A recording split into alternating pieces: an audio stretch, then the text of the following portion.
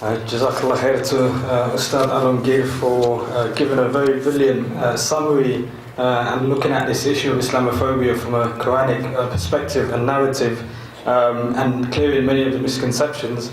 Again, what we can see from the points that were discussed by our Ustad is that the reasons as to why people are oppressed, and no matter what period of time you look at, is always going to be the same. Those that are committing the oppression and those that are being oppressed may change, but the reasons are essentially the same. As they say, it's the same game, just a different name.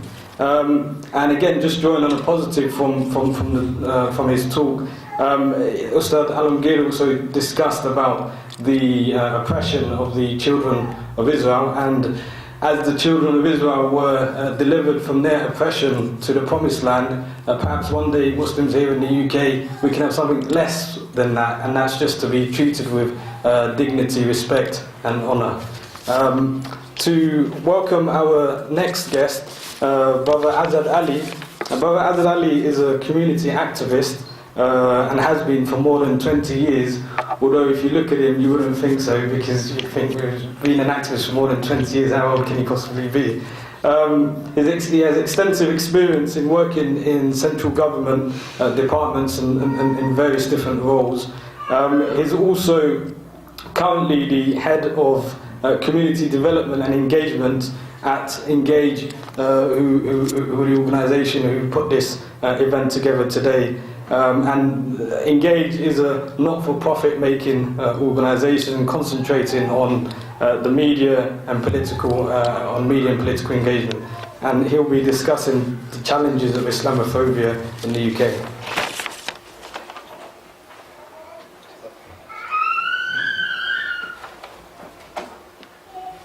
Assalamu alaikum. It's alright, I'm going to move this a little bit, yeah, so I can see. Alhamdulillah Rabbil Alameen, as-salatu was-salamu ala Rasul Kareem, amma ba'd.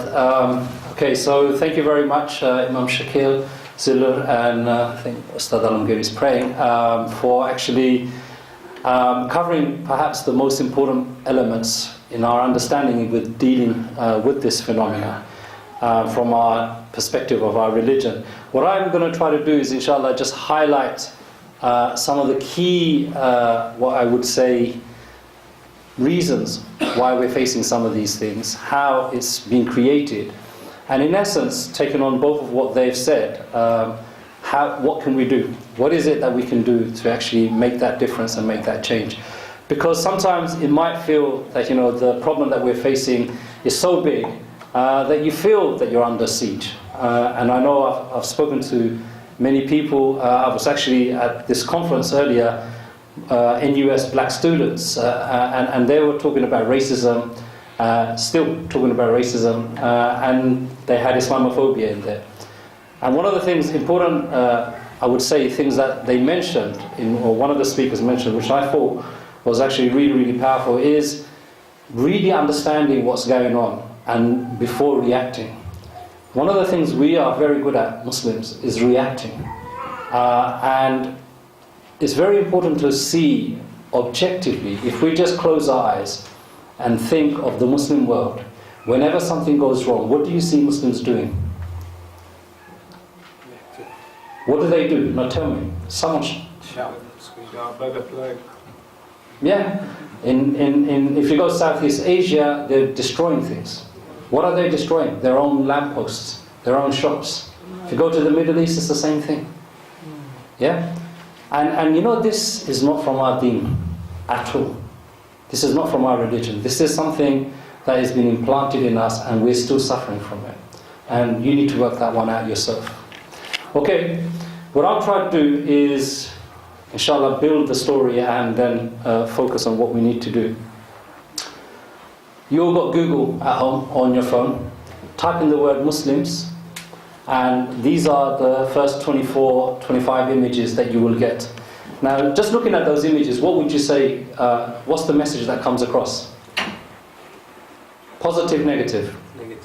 Negative. And there's a reason for that. It's not by accident. But this is the situation. These are real headlines from newspapers in this country. Can you tell me which one's the positive story there?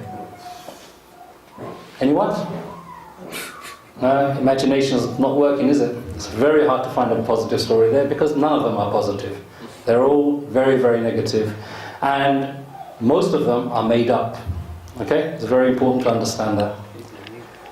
From all of this, you get these kind of people created in society. Some of them are already a little bit loose in the head, but others get informed by the biggest information system in this world, which is the media. The media shapes all our thinking, whether we like it or not. It shapes our thinking.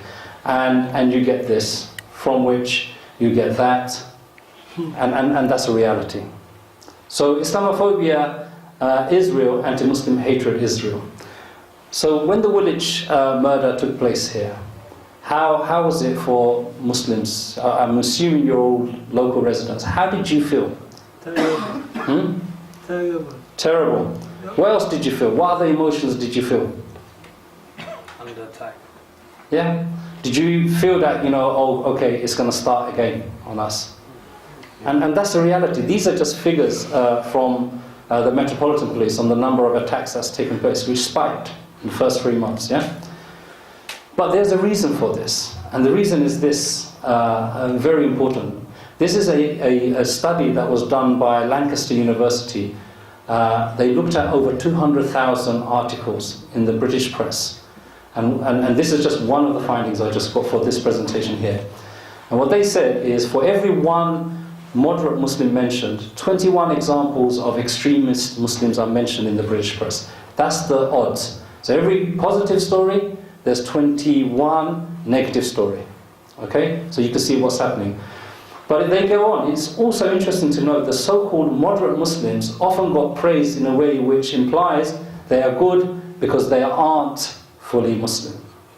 So the only positive way you're going to get a positive story about Muslims is if you're really not a Muslim. And that's the agenda.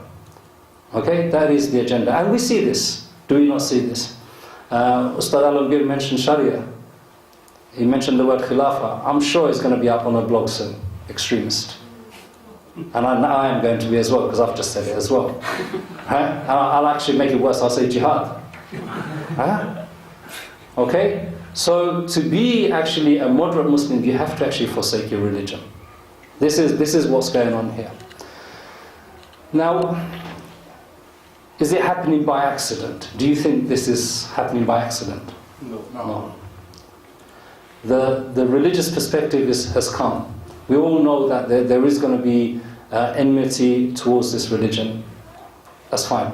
But it's actually a little bit more than that. Before Islam was the enemy, what was the enemy of the West? Russia. Communism, Russia.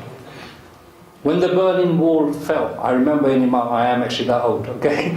I remember Imam telling me, you watch, we're going to be the next enemies of this world. And I was thinking, why would they pick on us? But I'm seeing it now, I'm witnessing it. It is very, very deliberate. There are organizations out there, there are websites out there, there are think tanks out there that make it their business to say what is right, what is wrong, what is good, what is bad, what is extreme, what is acceptable. This is what's going on. And these neoconservative extremists, okay, they have the ear of the government. They have the ear of the media. They actually have a very powerful backing. Okay, very powerful backing. I'm sure Lewisham Islamic Centre did a lot of good work after Woolwich, but I guarantee you never made it 10 o'clock news. But I guarantee you one little mistake, one little mistake a worshipper that comes to this masjid makes, it'll make it to the 10 o'clock news. That's the odds that we're dealing with. So there is this deliberate attempt in doing this. We have to be upfront about it and honest about it. Do you know 9/11? You know 9/11? The date? Yes or no? Yes. Do you know 7/7? Yes. Do you know 29th April? Yes. Who knows 29th April? Put your hand up. No, you don't. 5th of June. Who knows 5th of June? Who knows the 21st of June? How comes you don't know any of these dates? What date do you know, Akhi? 21st of June. What happened? I just, Maybe your birthday. Okay, let's leave it there. 29th of April. 29th of April, Muhammad Salim, 82-year-old man in Birmingham, was murdered in a terrorist incident. Okay? 5th of June, in a terrorist incident, the masjid in Muswell Hill was burnt to the ground. Yeah? 21st of June, Masjid al-Aisha in Warsaw, a bomb exploded outside this British institution. This masjid is a British institution. It's not some foreign institution. And none of you know about this. And none of you know about this. Could you ever imagine a bomb exploding outside a building and you don't know about it? You can't. So this is the reality. This is the imbalance that we're dealing with. And some of that is deliberate. Some of that is very deliberate. So the media has a very, very strong, and I've just proven it here, a strong sway on how you think and what you know. And we don't know about the killings that took place in our own community, in terrorist incidents. But all of us know about the other ones. It's a very important thing to think about. The government is responsible as well. And I include this current government and the previous government. So to be party politically fair. Okay? First thing is inaction. You saw, I just mentioned about the bomb exploding, the mosque being burned to the ground. What did the government rush out and do? Anyone can tell me? Did the Prime Minister condemn? Did he call a Cobra meeting? You know what a Cobra meeting is, don't you? Did he call one? No. There is no action taking place about this. Okay, let's forget about those incidents. But this issue of Islamophobia has been around for 20 odd years. Can you tell me what the national government strategy is in dealing with this form of hate crime? Can anyone tell me? There isn't. Exactly. So this inaction is a problem. The second is conflation. What do I mean by that? Have you heard of the word prevent? Yeah? Preventing what? What are they preventing? From violent extremism to radicalization to extremism, it changes every day. The government has this propensity to conflate issues. Instead of dealing with the problems that we're facing as society, it tried to create, through this agenda, the good Muslim, the bad Muslim, the acceptable Muslim, the unacceptable Muslim. Recently, I don't know if any of you went to the GPU, but there was about 10 or 11 MPs and ministers that had agreed to come and speak. Just before the GPU, they all cancelled. Why? Because that's not the right platform to go. Because these Muslims are not the right Muslims. Okay? You heard about what happened to Mufti Menk. I'm sure our Imam here, you know what's happening to him. So they have this agenda. They have a list of, there's recent discussion about, the Somali brother who escaped wearing a burqa, apparently.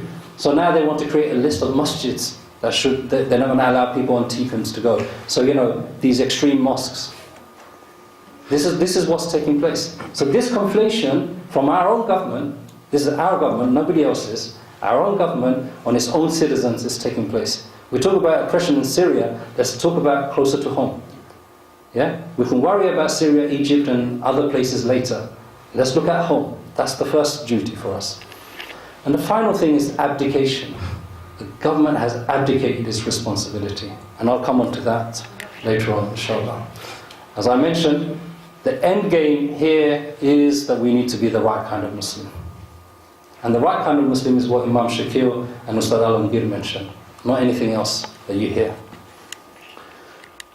I'm going to do a little quiz here. Do you know about racism? Do you know there's a legislation that can be used to prosecute you if you're racist? You know this, yeah? So similarly, there's a legislation that can be used if you're anti-Muslim or if you kind of become Islamophobic. Now, I just want to do a quiz.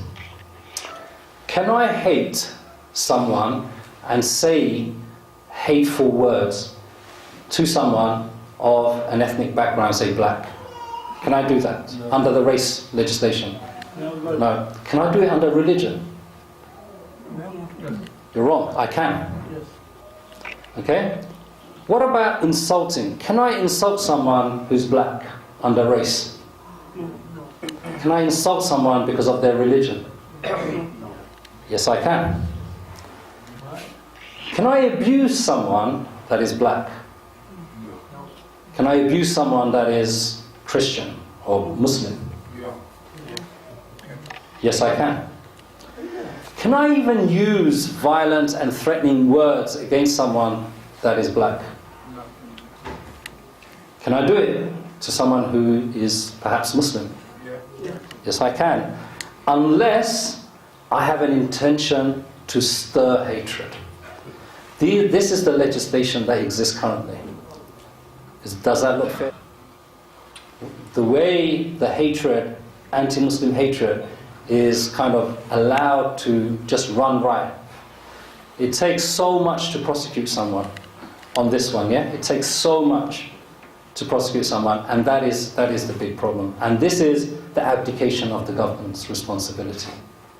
How can our government have two completely different levels, disparity in prosecution terms, laws for its citizens? One for religious people, Muslims namely, and one for people of ethnic background. How can they allow this?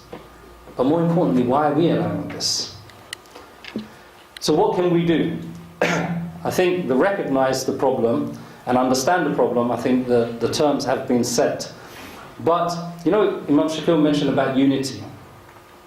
I don't call about unity in terms of Muslims, we all should be united. We should be united on dealing with issues. Because if we can't deal with the issues, then we're going to be in greater danger. Imam Zakir Naik, Sheikh Zakir Naik, he got banned from this country. Do you know about that? Do you know who asked for him to get banned? Huh? Who was it? Was it these neoconservative think tanks and things like that? It was a Muslim. How does that sound? Huh? It was Muslims. It was Muslims that wrote to the Home Office asking him to be banned. It wasn't non-Muslims. So when we talk about unity, we have to understand what's taking place here. And the thing that is taking place here is, and I'll borrow a phrase from Yusuf Chambers, is normative Islam. What we would term as everyday Islamic activities is what's under threat here. So if you're a Salafi, if you're a Sufi, if you're a Brelwi, if you're an Ikhwani, whatever you are in your methodology, all of us have the same normative Islam. Salah is normal to all of our schools. Sharia is normal to all of our schools. These are the values that are under threat. So when we help others ban each other, what do we really do? What is it that we really do? We take away the space that we can stand on. And we allow ourselves to be pushed back. At the same time as we're being pushed back, we're busy breaking the ground from behind us. So the cliff edge is coming closer to us. Very soon there'll be nothing left to stand on. And that's what's happening. So when we talk about unity, when we talk about organizing, this is what it is that we have to kind of think about and challenge. Now to do this, we are engaged with, mashallah, we participated in an inquiry called the Lewisham inquiry. I don't know if you've heard of it. But it was something that was looking at how media basically got away with murder. And so a recommendation came that the regulations that currently govern the media aren't good enough because they just do it themselves. We need something different. Alhamdulillah, that something different has passed as legislation. We did do our submission and everything else, and now we're going to have a legislative body that will be much better. Not 100% better, but a lot better. So now it comes upon us every day, and we've got our toolkit here, which my colleague Shiplu will give out to you. And if I just borrow one, it's really these simple steps. We've made it really, really easy. This is the current legislation. 3 simple steps that you need to do. And then exactly what parts of the regulation you need to quote. Now let me give you an example. Who's heard of the documentary Islam the Untold Story? You heard of it? This was a Channel 4 documentary talking about Islam, historically and everything else, saying there's no such place as Mecca, the Quran. Yeah, you remember all of that. A lot of Muslims were upset by this documentary. So they were so upset, guess what 1,000 Muslims did? They complained to Channel 4, who aired the documentary. Only 300 Muslims complained to Ofcom, where you needed to complain. And this is the thing. Yeah? When we see something wrong, we don't know. We just react. We don't know what we're doing, and we don't know where we're doing it to. So we've got to understand this. So this is the first thing. We've got to challenge the media. The second thing is you've got to build relationships with the media, and it starts at the local level. You've got a local newspaper here? You do. Lewisham Recorder or something. Yeah? Now these local newspapers, they have their journalists, their editors have more time than the national. We should make contact with those people. We should get to know the journalists. Because a lot of the times, journalists, they write stories based on being rushed, only 2 hours left, and Googling. If someone Googles my name, okay, and you guys check this, you Google my name, you're not going to get too many positive stories come straight up. So imagine a journalist is doing that. And that's honestly, that is what is taking place. So we have to create that relationship with the media itself at the local level. Second is we have to promote the work that we're doing. We have a concept of not promoting ourselves in Islam. That is true. But we live in an age of information. We actually live in a village. Yeah, someone in Timbuktu can know exactly what I'm saying right now because someone just tweeted it. Or someone just put it on Facebook. Isn't that the case? So the work that we do, the works that we do in this masjid, in other places, we need to be promoting it. We need to have a website, we need to have a social media site, and we need to be pointing out constantly what things are happening. Because you know what really, most of the people in this country and in this world, they don't like to believe the media. They like to look at other places to find the information. So we need to create that information portal for them to find. You saw the disparity in the legislation, yes? Do you agree that is unfair? Do you think the legislations are fair? Do you think it's unfair? Do you think there's something you can do about that? Who thinks there's something you can do about that? MashaAllah, you're a very quiet audience. Seriously, you can talk to me, I don't bite. Who thinks we can do something about it? Only a few people. And you wonder where we are. Of course we can do something about it. How do we do something about it? How? Anyone got an idea? Who's your MP here? Who? Okay, so we need to contact first that MP and say, did you know this is the case? Because I guarantee you, he doesn't even know. I guarantee you, what he'll say, or she, as in she, okay, she doesn't even know. This is the case. They're ignorant. At least we know now we need to do that. And then we need to campaign on this. We're not asking for special favours. We don't want any special favours for Muslims. We just want all forms of hate crime to be dealt the same. The way racism is dealt with, Islamophobia or anti-Muslim hatred should be dealt with the same way. And this is the point. But we need to, as Ustad Alamgir mentioned, we need to be in society to do this. We're not going to be alone. If we make this call, we won't be alone. We will get much support from many people out there. If they, the way I showed you that, if you go and tell them that, they'll be shocked.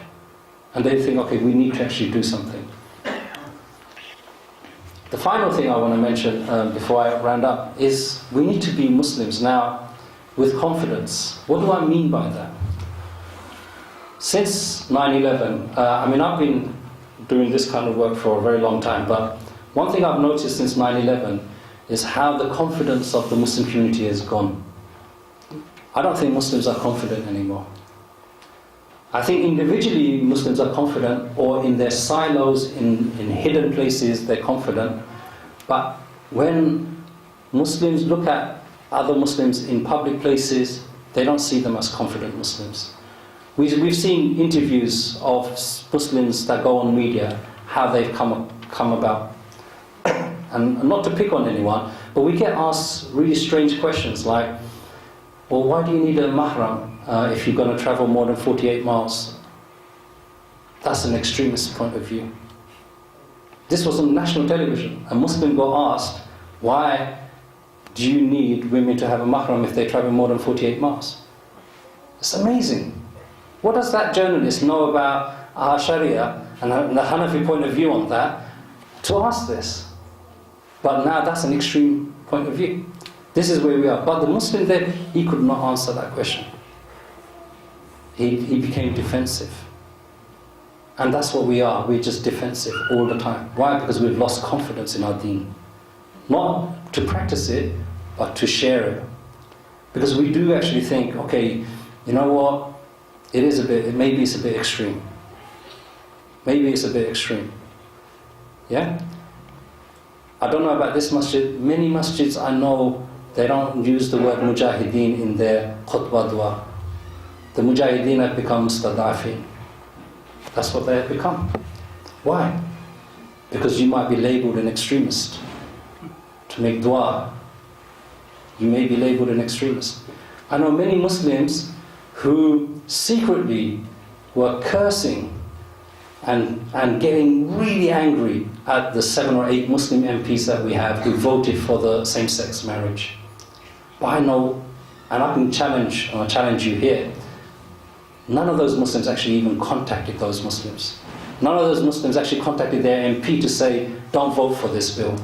Because Muslims felt, wait a minute, if we talk or lobby against this same-sex marriage bill, we're going to get called homophobes. And we can't have that. But the Christian community did it. Did anyone call them homophobes? So this is how much confidence we've lost. The moral values that we hold high, we have the right to share. And we have the right to ask others to accept that. We have that right. Just like the others have the right to push their own morality or immorality the way we want to see it. But why do we feel in society we can't do that? Why do we feel that we can't have that debate? Is it because we're not articulate? Is it because we can't speak the language? Well, what is it? It's neither of those things. It's because we haven't got that confidence anymore. So we have to build our confidence up. And that confidence comes in that the unity that Imam Shakir was trying to say is that we will not forsake each other. We will not fall into this colonial game. That's what it is. Colonial game of divide and rule. That you're a Brelwi, good luck to you, mate. Yeah? You're a Salafi, good luck to you, mate.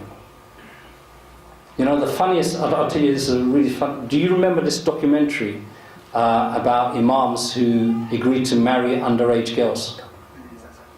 Do you remember? How many of you remember this documentary? Well, put your hand up, honestly. I want a few of you. Do you remember the big, massive headline stories afterwards? Not really. It didn't happen. Shall I tell you why it didn't happen? They were Brelwi. And they're being used at the moment against the Salafis. And the story that came out is because of Wahhabism, these imams are marrying off these girls underage. This is honest truth. You'll find this on Quilliam website. You know those wonderful people. Okay? This is the stupidity that you would not believe this unless you saw it. You would not believe this can happen. But this is what's happening. This is the reality.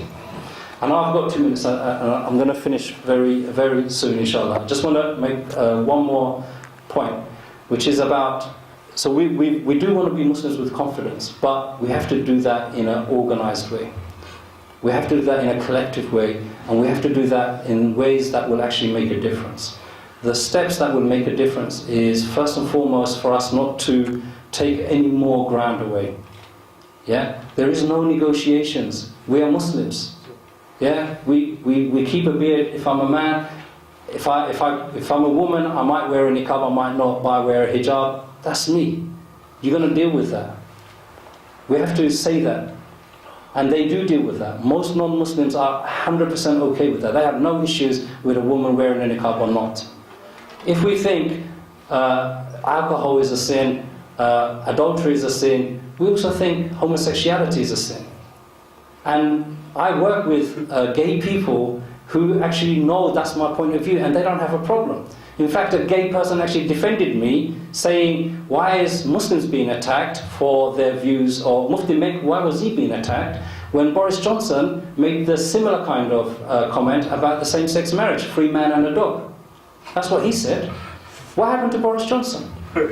Did he get hounded out? Did he get held under Schedule 7? Is he banned? Nothing's happening. The point is, we make mistakes and we do say things we shouldn't say. If we apologize, we move on. The Prime Minister smoked pot when he was in college. He took drugs.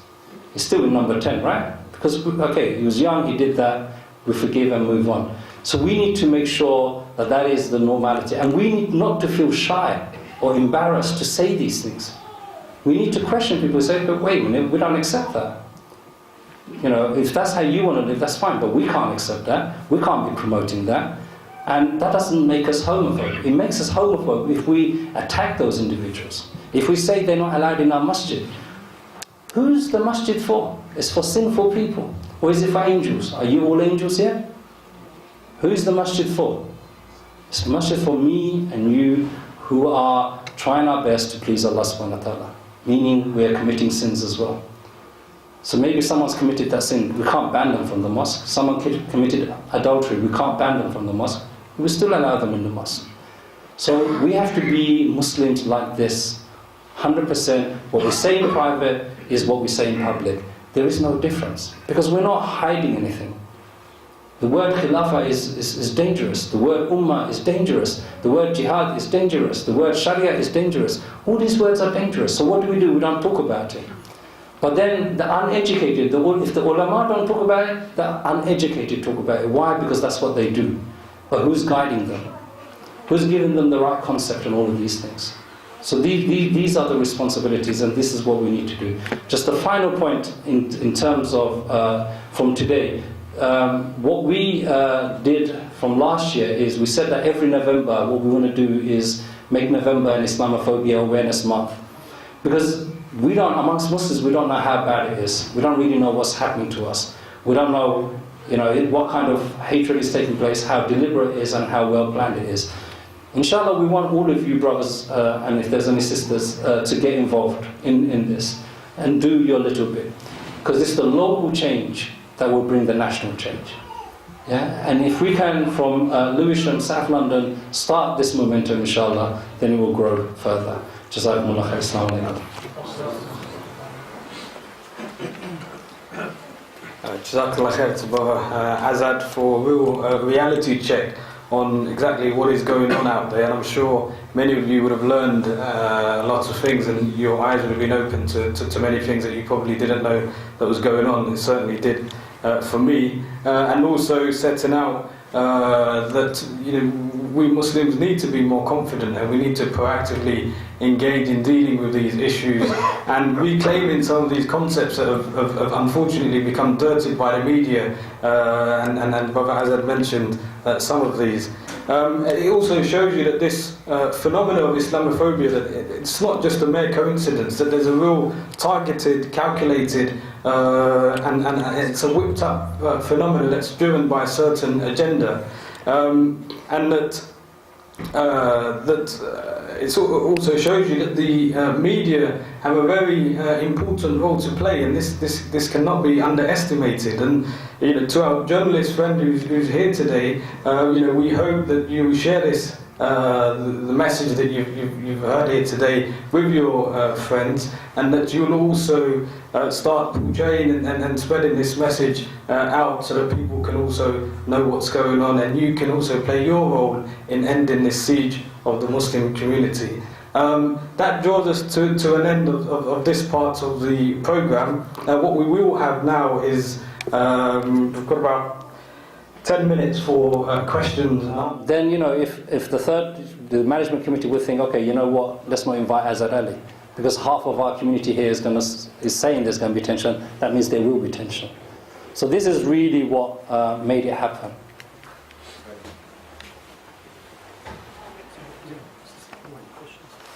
Yeah, if sisters could write their questions, please, on a piece of paper and send it down as we always do. And again, just to add to what Brother Azad was saying about Dr. Zakir Naik, it was just a play on words as he was saying. So I think he said something like, "Oh, people say Muslims are extreme," and he said, "Yes, of course, we're extremely kind, we're extremely generous, and so on and so forth." So you can see what he was saying and how that was twisted, unfortunately, by the media. Do we have any other questions, Yes, Uncle? Last one, be a Muslim with confidence. I am a Muslim, but I have no confidence.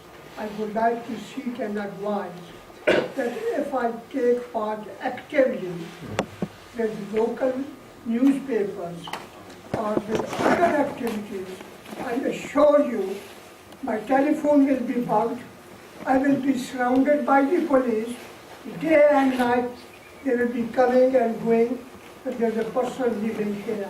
What advice would you give? Brother Azad, you want to take that again? Actually, just before that, one thing I wanted to show you guys was this, which actually slipped my mind. This is actually real. This is in Bolton. As you can see, there's a sister there in hijab, surrounded by EDL. Tell me how that sister's feeling. Sad. Huh? Sad? Scared? Vulnerable? All of those things. But you know, afterwards she came out, she said, I just told them, if there's something you want to say it or get out of my face. That's what she said. She's got confidence. Okay? Now, you're talking about some things that are real in our community, which does happen, which is we do get troubled by the security services. We do get asked untold number of questions.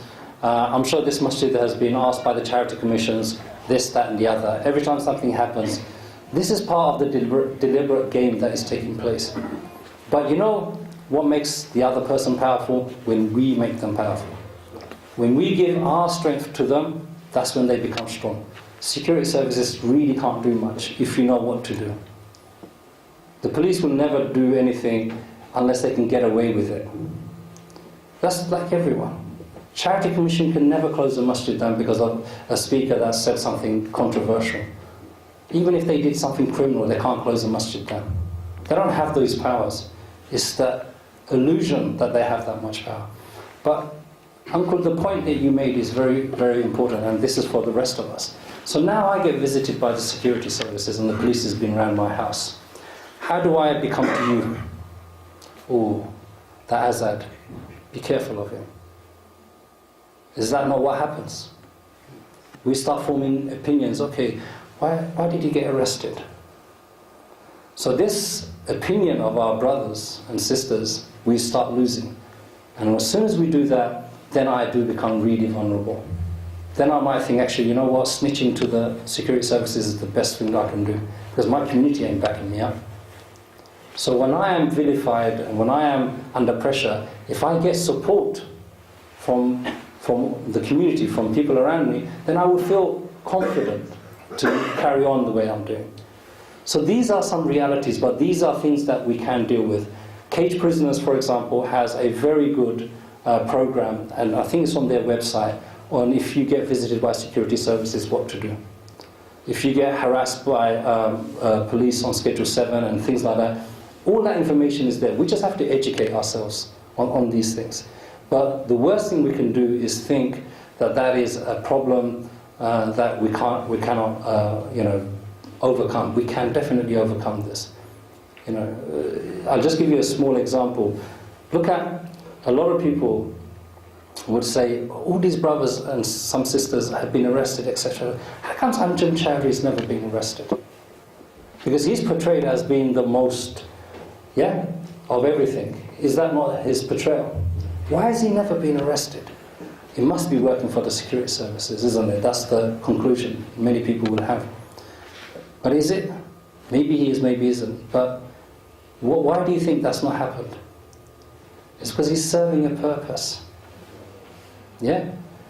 Burning poppies, telling young impressionable Muslims to burn poppies on a national remembrance day of this country, whether rightly or wrongly, is going to wind people up. It is going to wind people up. It's like, I don't know what football team you support. If it's Millwall, then you know the analogy, right?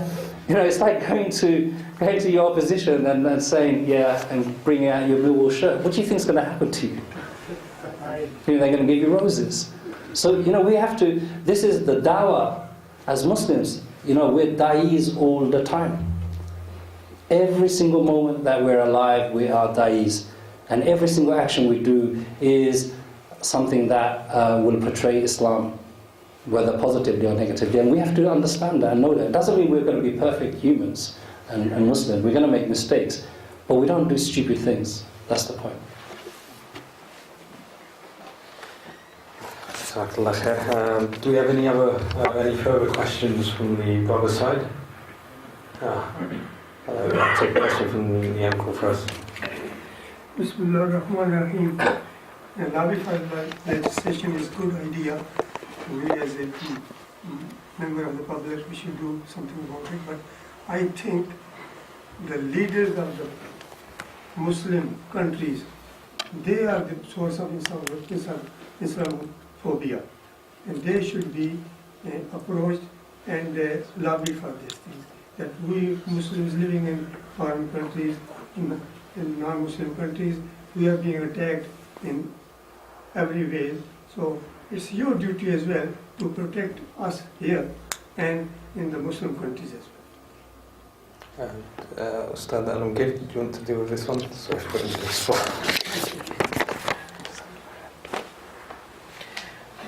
Bismillah.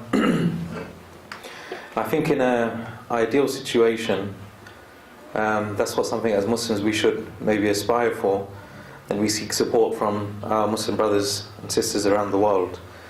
Unfortunately though, I don't believe that the Muslim rulers in our lands are really representing Islam or the ambitions of Muslims. And so to really depend upon them to come to our aid, it's a bit naive, and it's a reality that I think won't really occur. In fact, we as Muslims in our Muslim lands probably face more oppression or more suppression than maybe in this country. Okay, and if we look to the Muslim movements and the various different types of movements that we have in the Muslim world, from the peaceful to the militant movements, we all find that they are treated very harshly by these rulers. And many of these rulers, we have to understand the origins of these governments anyway. Many of these governments were essentially set up by the British and the French from the times of Sykes and Picot Agreement, where they carved up the Muslim countries and they essentially installed puppet rulers. So we can't really expect them to come to our aid. But I think something more important than that, the Prophet ﷺ said in a very profound hadith, الْيَدُ الْعُلْيَا خَيْرٌ مِنَ الْيَدِ السُّفْلَى, that the upper hand is better than the lower hand. Meaning the upper hand is the hand that gives, is better than the hand that takes.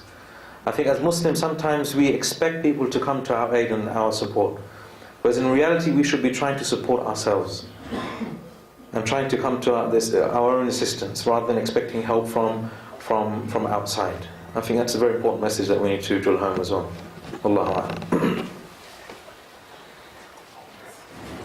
I'm just conscious that we are into Salah time. Unless we've got any questions from the sisters' side, I was just going to take one more, maybe two more questions. Brother over there who had his hands up before. Yeah. My question is with regards to the media.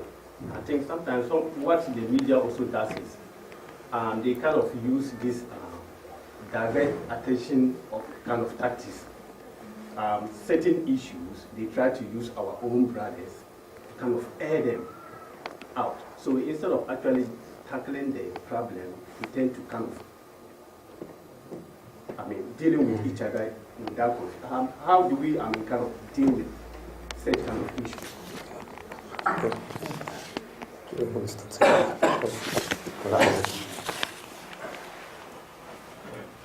Yeah, no, that's true. You do have this distraction policy from actually dealing with the problems. One of the things after 7/7 that happened, let me just give you a little insight. After 7/7 happened, you all saw the video and everything else. They clearly said what they did, why they did it. What was the reason? What was the reason they gave? Foreign policy. Foreign policy was the reason they gave. The first meeting the government had, the first thing it said is, we don't want to talk about foreign policy. So you want to deal with a problem that's happened. The people that caused the problems told you why they did what they did, and then you come and say you don't want to talk about it, but you want to deal with it. How messed up is that? But that's the reality. That's the reality, and the media does that. But alhamdulillah, in all of these things there is a blessing, and the blessing is now social media. We're all journalists. We're all media. Yeah. If we take to tweeting, if we take to writing on Facebook, if we take to creating blogs, and we can inform ourselves and the media of the reality on various things. The citizen journalism is the new big thing. These newspapers, they're not going to last for too long. I guarantee you they're not going to last for too long. Even the journalists in the newspapers, what they do is they go through Twitter to see what's happening in the world. They don't even live in the real world anymore. Okay? So we have that on our side, and I think this is something that we should all consider seriously about how we can change narratives on everything. Okay, we'll take no further questions. Sorry, Buzz. Just to let you know again, in terms of the exhibition, it is in the building next door, and it will be with us until Monday. And as I said, in terms of the toolkits that Brother Azad spoke about earlier, we will get some more of those next week, inshallah. And after Salah, the first 10-15 minutes of the exhibition, we'll allow the sisters to go and look at it, and then after that, the brothers can go after that. If I could just ask Imam Shakil to just come up and conclude today's event before we wait for Salah.